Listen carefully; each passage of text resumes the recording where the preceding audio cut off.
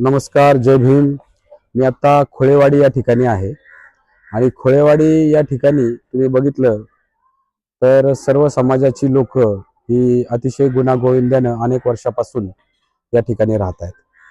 परंतु जर समाजाचा विचार केला तर 1980 पासून ही जी जागा आहे ही निकाळजे आणि वंजारे यांनी बुद्ध विहारासाठी समाजाला दिलेली आहे.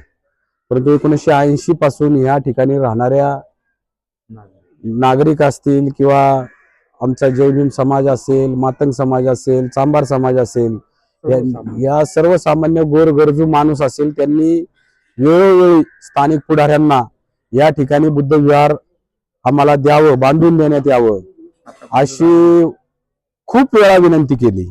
परंतु प्रत्येक पुढाऱ्यांनी दरवेळेस आश्वासन दिलं आणि निवडून आल्यानंतर तुम्हाला आम्ही या ठिकाणी बुद्ध विहार बांधून देऊ असं नेहमी इथल्या नागरिकांना सांगितलंय.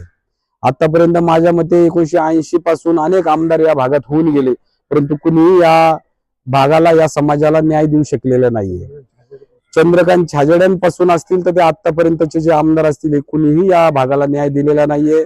तर 100% मी या सोशल मीडियाच्या माध्यमातून सांगतो की हा समाज माझ्या पाठीशी भक्कमपणे उभा राहणार आहे आणि मी निवडून आल्यानंतर या ठिकाणी मी 100% नाही 1,00,000% सांगतो की या ठिकाणी प्रस्तावित जे काही आपलं बुद्ध विहार आहे ते मी 100% बांधून देणार म्हणजे देणार, हा या ठिकाणी माझ्या वादा राहील. तुम्ही सगळेजण माझ्या पाठीशी भक्कमपणे उभे राहा.